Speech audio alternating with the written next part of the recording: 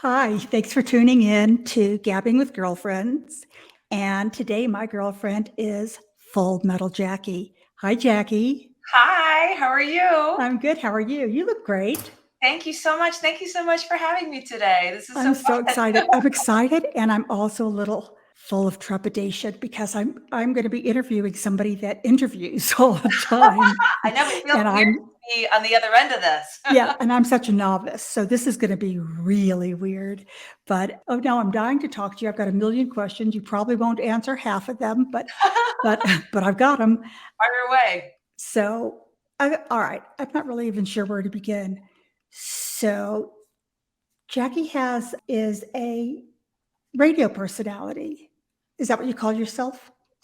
Yeah, I mean, I think much like most people, I wear a lot of hats these days. So I I am know a you're an author as well.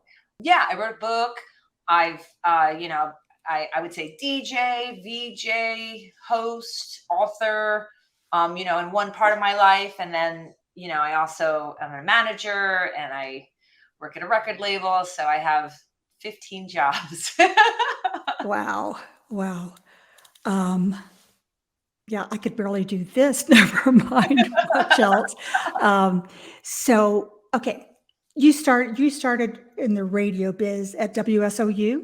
I did. So I grew up in New Jersey Yeah, where, I didn't realize that. yeah, yeah. So I grew up in New Jersey, and like I have an older sister, and obviously, what those of us who have older siblings sometimes get introduced to metal that way. And we grew up, going to school, listening to WSOU, which is Seton Hall's radio station, Seton Hall University. And at that time, it would like start at 6 in the morning with metal. Overnight into six, it was like community programming because it's a Right. Catholic college. And at 6 a.m., they would open up, with the WSOU and some epic metal. And we would tune in when we were getting ready for school. So I grew up listening to WSOU. And then as I got older and, went away to college and was looking, I always wanted to sort of like get into the music business and decided at some point in my many travels to go to Seton Hall and go into broadcasting and get a chance to be on the radio at WSOU, which was a dream come true, being that I had listened for so many years. And you got to know all the DJs and the music, and a lot of metal culture came out of the New Jersey, New York area. I feel so fortunate to have been there during that time. And also, like I said, I have an older sister, so I had a fake ID. So I've been going to shows since I was 14 years old. But yeah, I did start at WSOU in New Jersey, and then went on to work at other radio stations, and ultimately moved out to Los Angeles 20 something years ago. That station was beyond awesome. It was the best. It I still is. It still is. And I mean, so many people, like, I mean, a lot of artists will speak highly of, the station because there isn't and there hasn't really been a real rock station in New York City, the number one station, the number one market in market. the country. And so WSOU broke a lot of metal Yeah. bands and was the first to play a lot of metal bands over the years. And, for the artists and the labels that got that, it was really truly amazing for a college station to have a reach into the New York market and to develop and have these relationships and break so many artists. So and they still exist. They're up for a Marconi Award right now and still doing their thing. And I feel like my love of radio and metal started from WSOU for sure. It's so bizarre to me how a market the size of New York has no radio. I know. Still, I mean, they I did know. have a great alternative station. Yeah, yeah, they had, K-Rock Yeah. LA, K-Rock New York existed, but they weren't supporting metal bands. No, And not at all. I mean, they I, were I barely supporting bands, period. But, But I think that hard rock and metal has always been sort of like the redheaded stepchild in general, in terms of where we lie in the hierarchy. And maybe some people enjoy that because the moment anything goes mainstream, it's not cool anymore, which is so sad because it's like, don't you want the bands that you like to succeed? don't And you want everybody to know about this yeah, band that you love? I mean, Oh, I guess that I have felt that way over the years when there were bands that you felt were yours. Like when I was a kid and I would see bands in these little clubs, and the next thing you know, they're playing in stadiums, and then people are cheering, and you're like, you're not a I big was real I fan of was there them. You gotta be first. kidding. Yeah. So, but I think as we get older and as we sort of realize that if we really truly love the music and the band, we need to be supportive of them, and we want them to get have more of an audience, and we want them to succeed, because as we can see in the last few years, a lot of bands are breaking up or just can't even do it. They have to keep a full-time daytime job because they can't survive, Yeah, and yeah, everything's more expensive now. It's challenging, but the typical rock fan isn't really well versed on the financial aspects of it. They're of just like, course. when a tour gets announced, they're like, why aren't you coming to North Dakota? Or whatever. Or why are tickets so expensive? Not realizing how much it costs to tour. People don't Yeah. know. Yeah, it's true. It's true. So what was the first band you remember seeing going, "Yep, this works for me"? Oh my gosh. I feel like I saw like a White Snake show when I was a kid. But I think that just watching, MTV, and, I grew up on like Headbangers Ball and just everything that MTV was feeding us. And I wanted all of it. I wanted more.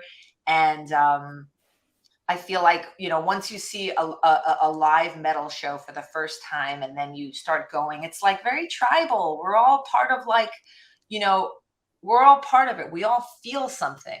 That's what I was always searching for. Going out there, if you're going to get yourself out and go someplace, like you feel something, you look around, you're like, we're all in this. We're like the metal community, super tight, and we're all like, this is great. This is great. Yes. We all take out our aggressions at these metal shows and leave all our daytime worries behind. And we all come to celebrate, this love of this music together. It is an amazing escapism, that's for sure. Absolutely. Absolutely. Um, so how did you end up did you go straight from New Jersey to LA, or did you stop any place in between, or Yeah. I mean, I moved around. At one point in time, I sort of like ran away to California. I took a summer to visit a friend of mine that was living out here, and I just fell in love with Southern California. And I called my mom from like a payphone. how old were you? I mean, I was a year like ahead. So when I went away to college, I was 17 years old. Yeah, me So too, me too. yeah, so I think it was just where the way my birthday laid, and my birthday's in January, and I was like always a year younger than everybody in my class. So I called my mom from like a 7-Eleven payphone. I'm like, hey, so I really like it here, and I was like paid up to go to my next semester at the college I was going to, and I was like, I think I'm gonna stay. So if you can just ship my stuff, and I'll see you soon. Bye.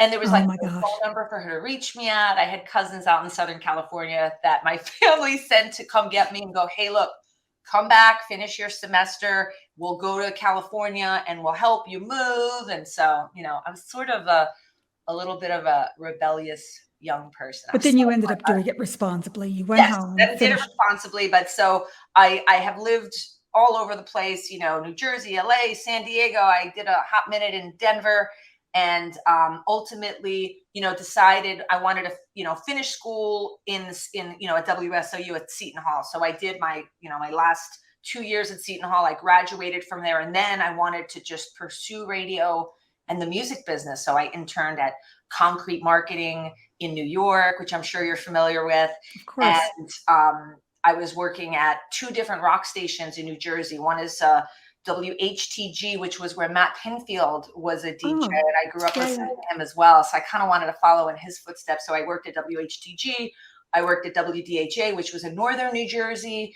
And I also DJ'd at a club called the Melody Bar, which was in New Brunswick. And so I just was sort of like, working a daytime job where, you can make money, and then doing all radio stuff at night, the weekends. I would fill in at any time. They were like, hey, so-and-so is going on vacation. Could you cover midnight till 6? Yes. Hey, so-and-so is going on vacation. Could you cover 6 a.m. to 10? Yes. I never said no. I worked every time people wanted to go away on vacation or took their holidays. I would fill in. I was working all the time. and I just wanted to sort of like build and be on the air, get more comfortable on the air. So, I did radio in New Jersey, and then ultimately was like, I want to move to Southern California. So I moved back to LA in like 2001, and I worked for a company called The Firm, which was a huge management company. At that time, it was like Korn, Limp Bizkit, Linkin Park. I mean, all of these bands in their heyday during the time where, the mainstream celebrated those bands. And, during that time there, I actually started doing a metal show here in LA at a station called Indie 1031, which was just a magical time. There was like Steve Jones from the Sex Pistols Right. doing the daytime Right. show, and Henry Rollins did a show one night a week. Rob Zombie did a show.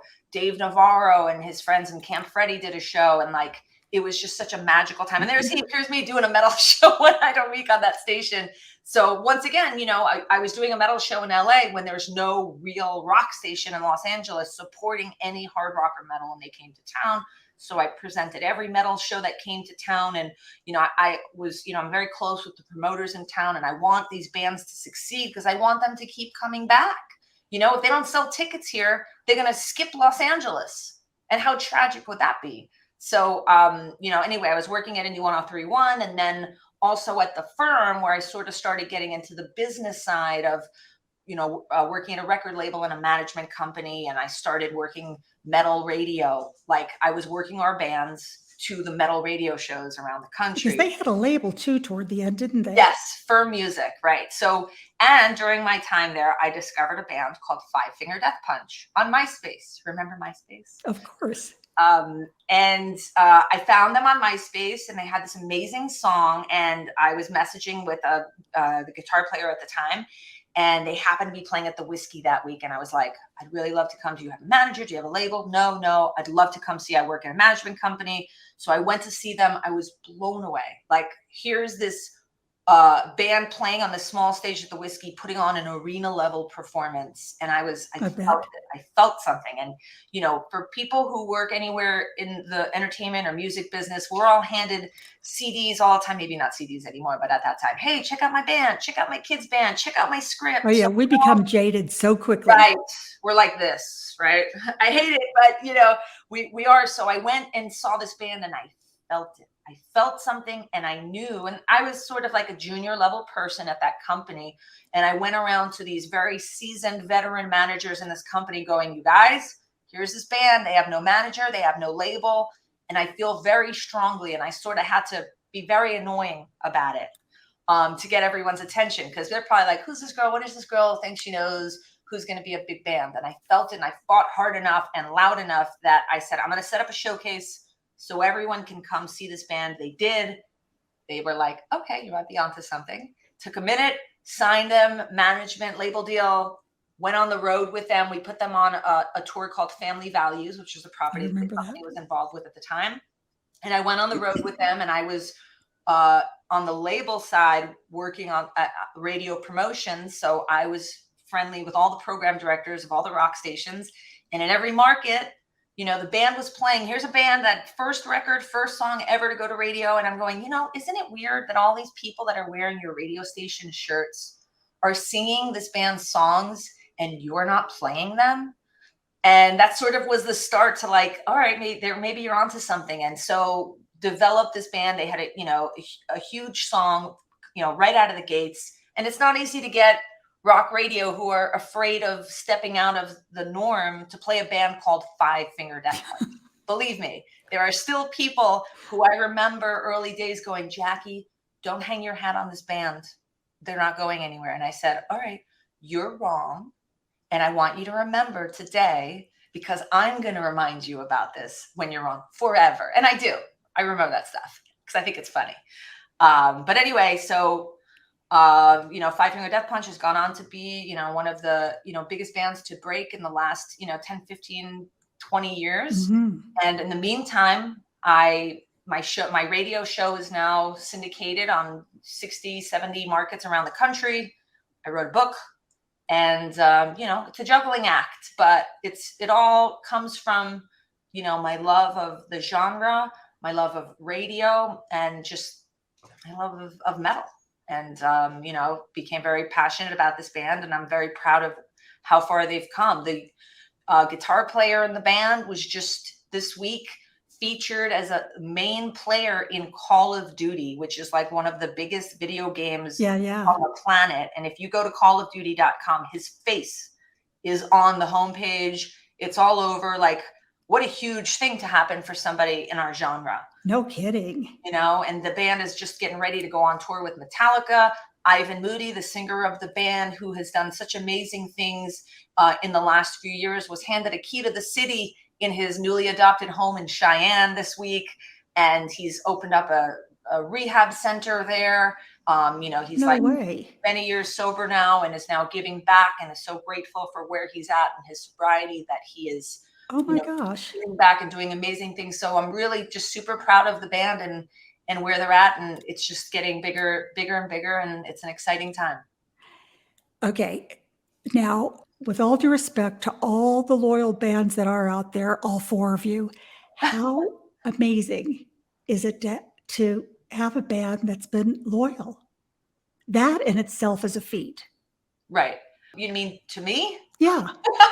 Yeah, I do. Yeah, it's great. I mean, I sort of feel like, you know, I manage the band. I have been there since the beginning, and I just feel like, you know, but I'm also like a fan and a cheerleader, and I'm just I don't know. It's great. It's great, and I'm very proud to be working with them. I'm proud of where they are, But and just in general, it's quite a disloyal business.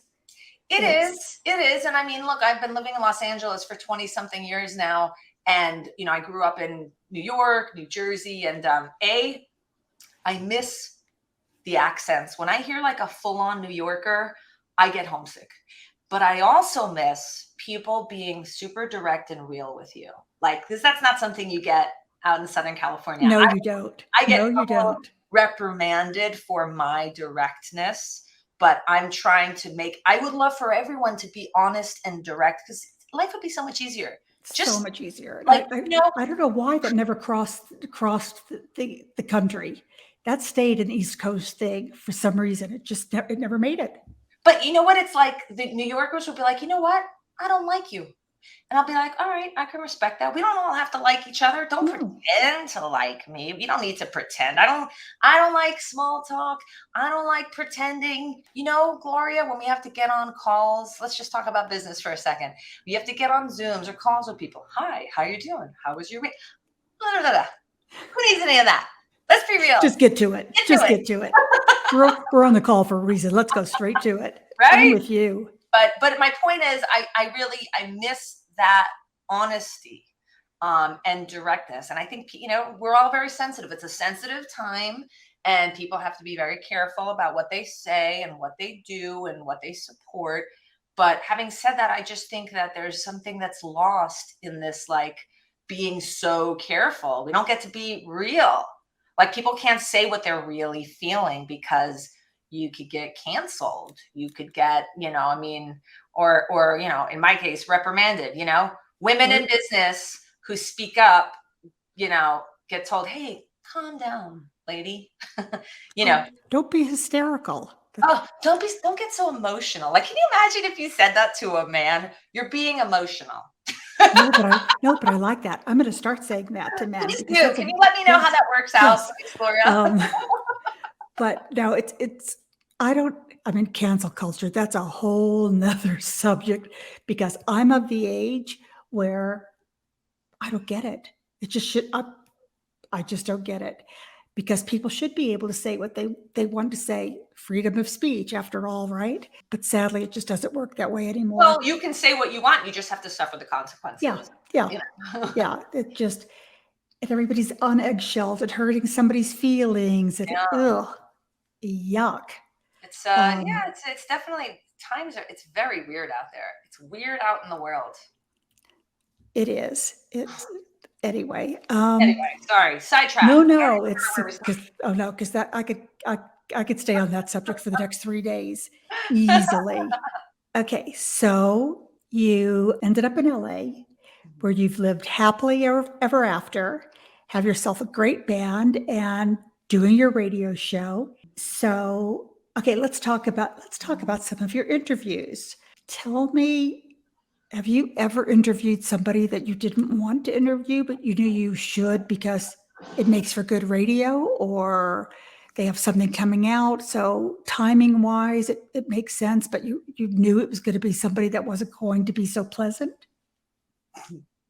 There's been a couple of those, and I've chosen to interviews that I have felt like I was pushed to do, whatever purpose reason it was. If I don't feel strongly about it, I don't air it. Because that's me, that's my name, and I'm the one that has to stand behind it. Of So course. I don't want to name names, but I will say. No, But go to on, you can give answer me your, a hint. uh, The last name starts with what letter? oh, okay, S. S? Yes. Oh, okay, I'm Yeah, gonna I will ponder. tell you that he called me out. He's like, "Well, what do you know? You're just a baby maker."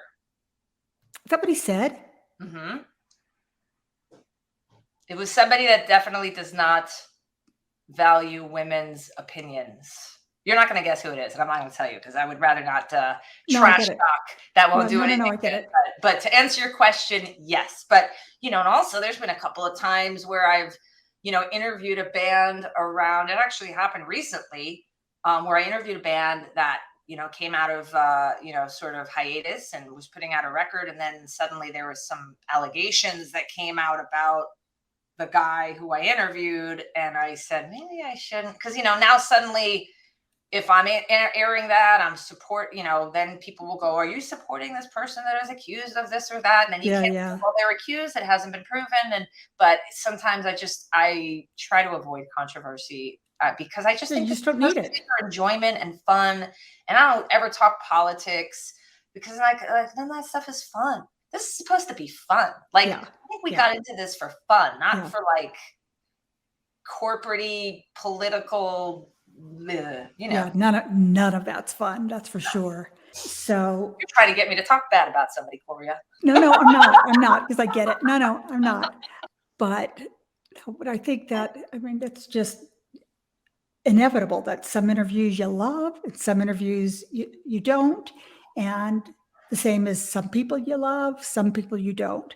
But Well, I just it try to look at it from, obviously as a broadcaster, as a DJ, and journalist, but also as a fan. I want to go, like, what are people wanting to know? Like, what has not been revealed in a press release, or what's already out there? What can we right. get people, artists to elaborate on, to just give us more insight into, their headspace, or what's going on, or, creative, or, whatever around a record, or anything that's happening. So I try to go at it from that standpoint. And has there ever been anybody you wanted to interview that you haven't? Gosh, I can't really. I mean, I've sort of, I've been doing this for like 18 years now, my radio show, and I've basically interviewed everybody multiple times. So there hasn't really been anybody that I haven't had on the show. I've been super fortunate. And, like I said, I've had some artists come back, and I try to make it an experience that will make them want to come back.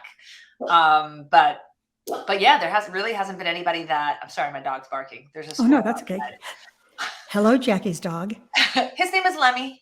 Hello, Lemmy. Of course it is. I just wanted to be able to scream Lemmy all day. Lemmy, Lemmy, Lemmy. And that happens in my house. Um, But yeah, I mean, like, I've been really lucky, and I've covered festivals all around the world. I've interviewed all of these bands that I have been a fan of and I have loved since I was a kid. And I feel like I have the best job in the world, and I just every day pinch myself like, I can't believe this is my life. I love it. oh no, you're blessed. You're really blessed to be able to do something that you like to do. Not everybody wakes up to a job that is their life, that they love. People, so more than not, people go to work with that chip on their shoulder. Like, this isn't really what I want to be doing today. And, but they are. And to Life is be able to short. do, Life is too right. short Yeah. to be Yeah. miserable every day, Yeah. like, and I think that as I get older, there's just been a lot of sickness and death Hmm. in the last few years. And I Yep. think that, like, I'm just sort of at the point where I'm like, we don't know how long we've got. You know, we don't know how long we've got. We've got to like take advantage of every day, and because you know, you can't sit around thinking this is going to last forever. No, but 'Cause- that's why what you just said about life being short and loving what you do, because, sometimes when you're younger and you can't really afford that luxury of loving what you do. But as you get older, it's like, oh, I lost my train of thought. But what I was going to say is when you said before about things being fun, it's like definitely the older I get, the more, let's see. Oh, you want to see the dog? Uh-huh. Oh, he's outside chasing a squirrel. It's going to be challenging. Oh. No, that The squirrel hunter. he wants privacy for that. Yeah, Um, I'll give him an appearance before we hang up for sure. okay, but I thought I could see in the reflection. What kind of dog is it? Oh, he's a Yorkie, the cutest Yorkie on the planet. And he's chasing a squirrel that's probably bigger than him. Oh, there he goes. You Isn't want it me to my get him? You my really want to see smallest dog? Pardon? You want to see him? Uh-huh. All right, hold on. Let me get him. I mean, can you even with this guy? Oh. Look at him. Oh, Hi. kisses. Hello, Lemmy. He's gorgeous. I know, and I tell him that all day. I'm pretty sure he knows. But it's funny. The smaller the dog, the louder the bark. It's a whole Man, Napoleon thing. I put him in front of a mirror and I go, "That's you. Stop barking at big dogs." I don't know who you think you are, but Mine too. My smallest too. But when you said before about it being fun, the radio show, you don't want it political. You don't want it anything but fun. I know for me, the older I get, if it's not fun, I can't do it. I just can't. I don't know if Yeah. I'm kind of regressing in as much as, I need to laugh. I don't want to be serious. I spent my whole life being somewhat serious. I'm quite immature, so I'm not always serious, but it really has to be fun. It can't be. just business and just like, Yeah, yeah, I agree. it And can't. you know what I'm realizing recently? I came to this, like, I had this epiphany.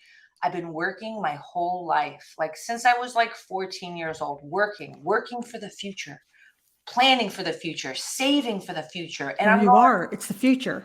like, when is the future?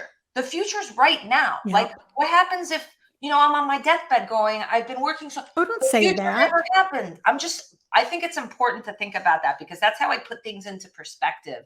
When something silly ruins my day and like I've allowed that stuff to happen, I have to like go, at the end of the day, does this really matter? Is this really worth, like, and the No, stress and the that, fact that you question it, yeah, does it really matter? That's the answer. No, it doesn't. yeah. If you have to ask, then it doesn't. Yeah, so I'm sort of like, I'm in this new, like, the future's now. There might not be a later. Now is when we have our good time. And, I'm not just saying it's all about partying and having fun, although that's fun too. But I'm not just going, oh, well, we'll save the fun for later. The fun is now. Now is the time for the fun. Yep, I'm with you. Okay, speaking of fun, I have a couple of little questions that Okay. I think are fun. So I'm going to ask you that have nothing to do with music or anything else, but are you binge watching anything at the moment? Oh my goodness. So my husband and I just started watching this show. It's an older show on FX called The Strain. Why we would watch a movie about like a disease spreading across the world after what we just went through is beyond me. We're sick and weird people. But it's like about this, like, it's this like virus I'm that writing it down. into like vampires. It's really out there, but it is enjoyable. And I also enjoy occasionally watching some trashy TV that is brainless and just for fun, Like Selling Sunset, hot real estate ladies in Los Angeles being hot. Yeah, those are selling fun. real estate, Yeah, being yeah, catty with each other. That's funny. yeah. Like, that's funny, and it's entertaining. And you don't have to think. Yeah, And exactly. you're not going to cry at the end of it. Right. Exactly. I know. Who needs that?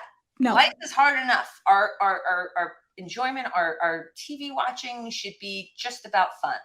Did you watch Daisy Jones? I loved Daisy Jones. Speaking of crying at the end. Uh, Oh my God. I know. My husband and I watched it. Sorry? We must have watched it in 2 days. We just couldn't stop. Yeah, Loved it. it was so great. And you know what? the real songs, like those songs from the movie are Yes. like up on Yes. channel, and I went and listened to the music because you heard it so like they did a really good job of like Brilliant. working the songs into the show enough that you got to know them. Like so when the show was done, I missed hearing them and I Yeah. started listening to them. Like Look at Us Now, that was that song from that Yeah. show. I listened to that a bunch and I thought it was a great And how a great show. talented. Yeah. I mean, they were all super, super talented. Who knew? Who Yeah. knew? Yeah, that was a great show. What else are you guys watching? Well, we watch a lot of English crime drama things. Like what? Tell me a good one. Oh, no, of course I can't now that you asked. Dalgleish, but I never know what channel these things are on because I can't even work my clicker too terribly well. So if my husband's not here, I ain't watching it. Did you watch Ted Ted Lasso? Lasso. Ted Lasso Lasso. was Oh, I great. do That was that a all the really time. good feel-good show. Yeah, I thought love that it. was great too. Yeah. Not that that's crime drama or that it's English, but it's kind of English. You know what else And was good on Apple TV is that The Morning Show with Jennifer Aniston. I yeah, watched my that one. husband watches that. I haven't gotten into it. Not I that I love couldn't that get into it. I started watching it and then I got distracted. And I just never went back to it. Did I you? took a break from it and went back. I recommend it. I'll that you revisit because it was really good. I did that with Succession. I Oh watched yeah. that took me a minute and then I missed a season Oh, and then went back and I think I watched that in a day. It was like it's so so good. amazing. I Yeah. can't believe that I didn't get into it at first. Did you watch Billions? I didn't finish it to the end, but I did watch that show for a while. Like, Yeah, I kind of forgot about it and then couldn't yeah, get because it went into it. away for so long. You know, that's the thing. When these shows go away for such a long time, So do then we. you like forget where it Yeah. was, and Yeah. they can't take such long breaks. We're all so ADD. We move on, and we're Yeah. like, I don't even Yeah. remember what was going on in the Did you show. watch White Lotus? White Lotus was great. This last Loved, season was loved, so loved, crazy. I love loved. that. Okay. I love the idea that Geezer Butler's watching the morning show with Jennifer Aniston. Sorry, that's amazing. Thank you for telling me that. Um, oh yeah, he watches some pretty, Does he like trashy TV ever? no. Does No. he? Yes. No. Like what? But no. But, but give me an Not like example. reality shows and these shows where people are fighting and it's like real No. reality but fake because it's like people. No, he doesn't get it at all. But in England, there's a reality show called Four in a Bed, which sounds like it's a rude show, but it's not. It's about four different couples that have bed and breakfast owners, not necessarily couples. Oh, And okay. they go to each other's. You should watch it on YouTube. I'm But gonna look it up. they go to each other's bed and breakfast, and they grade them by the cleanliness, by the food, by how good the hosts are, and then at the end of it, somebody wins £1,000 or something by whoever had the highest score. But it's really good. And another one of those is something called "Come Dine with Me," where they Okay. go to each other. They don't know each other, and they go to each other's house, and they get their 3-course meal, and they grade. That's as reality as he gets. Okay. And not trashy. It's good fun. It is good fun. All right. I'm gonna look these ones up for sure. So, okay, if you could only ever listen to one song for the rest of your life, one song, what would it be? That's so hard. I'm never good at this. Like, what are your desert island Okay, top you could do two or two even songs? three. Oh my gosh. I It's think it still would be hard. like a Gojira song. What is the song? Heaviest Matter of the Universe. I recently went and saw Gojira, and like they're so amazing. And before this song was played, the singer Joe Duplantier, he's French. He was I was so in the moment, and he was like, "Are you ready?" And for the first time in I don't know how long since I've been seeing shows for 20, 30 years, I said, "I'm ready." And they played that song, and I will always remember. That's how into it I was. I love it. So yeah, I think maybe Gojira. I think you'd need like if that's it, you're only listening to two songs, one like super heavy song, and then like a mellow song to calm you down, right? Because I think if it's going to be two super heavy songs, I don't know. I don't know what happens to you if you're only listening to these two songs. You could end up with a medical problem. I Well, don't you don't know. have to listen to them 24/7. It's just that you Oh, okay. can't All listen right. to anything Gotta else. refine this question. Okay. Because that could be like torture, right? Oh, You know yeah. how No, they no, like no. torture the criminals and they like make them not sleep and listen to like Metallica or something. Wasn't it like, no, it was Rammstein, I think, that they made some That I believe. That I believe somehow. Okay. What is your favorite drink? It could be alcohol or not alcohol, but what is your favorite drink? So I stopped drinking alcohol a couple of years ago, but I will tell you when I did, I loved fruity girl drinks like a lemon drop or a Midori sour. It was green. You remember the Midori sour? It looks like toxic because it's I like, don't drink. Do you know I've never had a drink in my life? ever, not a one. No. Isn't that So you weird? ask people what they want to drink, and then you're like, oh, that sounds No, I said it didn't have to be alcohol. Oh, Somebody all asked right. me, mine would be iced tea, Oh, you like iced tea? All right, all right, all right. Let me see if it was. but it could be alcohol. Yeah, I don't know I what the mean, different drinks if it are. was alcohol, I really enjoyed when I drank fruity cocktails. But those I gave up sugar, and all of the drinks that I liked all have sugar in them. That's why they're so delicious. Of But course. but I don't really I don't really drink anymore. So like beer and all the other stuff, it's like makes you feel like well, you don't know because you've never drank. But do you drink alcohol-free beer or No, alcohol-free wine? my food and drink intake is quite boring these days. I have taken up a clean eating, no sugar, no alcohol, no dairy, and so basically nothing super exciting on the drink area. It's a lot of water and coffee. I love iced coffee. It's like my favorite thing in the morning. So Like, that's your drink. That's your I guess, favorite drink you know then. what? I'm glad we came back around because it's iced coffee. Like, I knew we'd get there. yes, we talked it out. If I I knew didn't we'd get have there. my iced coffee in the morning, a lot of people would suffer. Let me just say this. I would be not a friendly person. Yeah, I'm the same. But I don't like iced coffee in the morning. Mine has to be hot in the morning. But Right. I'll leave it till it's room temperature, but not iced. Isn't that I funny? get this Starbucks cold brew iced coffee, and it's delicious. And every morning I drink it and I go, this is delicious. Out loud. To You Lemmy, do? my dog. Do you say that to Lemmy or to your I do. husband or just to yourself? I talk to Lemmy all the time. And you know what? I feel like he understands me. He We have does. conversations all day. No, They're he very does. He smart gets it. Yorkies, and he like are very smart. And I think he's been around me long enough to get it when I'm upset or I'm like getting heated on a conversation. He starts pacing. He's like barking, like, "Hey, calm down! You're getting too excited. And you're Calm down." stressing me out. Stop Yeah. it. Well, I think they think that they're there to protect us, and when they see stuff that's out of whack, they're like, "All right, let's get in line, everybody." They're totally there to protect us. I mean, my animals have kept me sane. Seriously. I mean, without my animals, I can't even imagine. I would be, Right. I mean, just nuts. I'm nuts anyway. I'd be nuttier.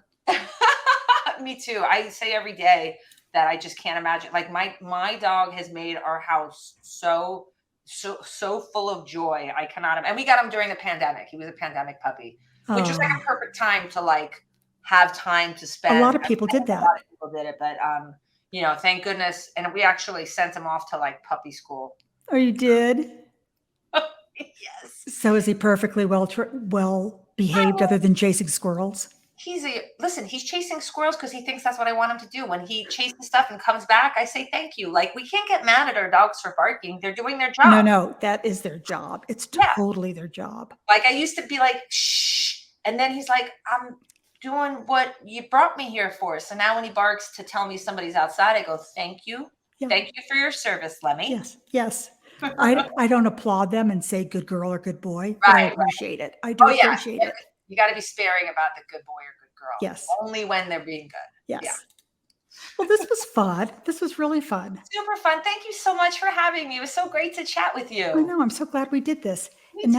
now it makes me want to do it in person. So when I'm your way or Oh. whenever you're my way, we have to do this. Yeah, we should do it and get together. And I'm going to introduce you to the world of iced coffee, and I'm going to change your view on it. All right. I look forward to that. Oh yeah, we could do it with Lori as well. Oh, for sure. Love Lori. Me Lori too. is Me the too. Me best. too. She's precious. All right. Well, thank you very much. And I look forward to either doing it again in person, seeing you in person or Yes. doing this again because this was really fun. Anytime, Gloria. I appreciate you and thank you so much for having me. This is really fun. Thank you. Thank you. Thank you. Bye. Thanks so much for tuning in today. And be sure to follow Gabbing with Girlfriends on here so you never miss an episode. You can also find us on social media for more fun and in-depth conversations. Thank you.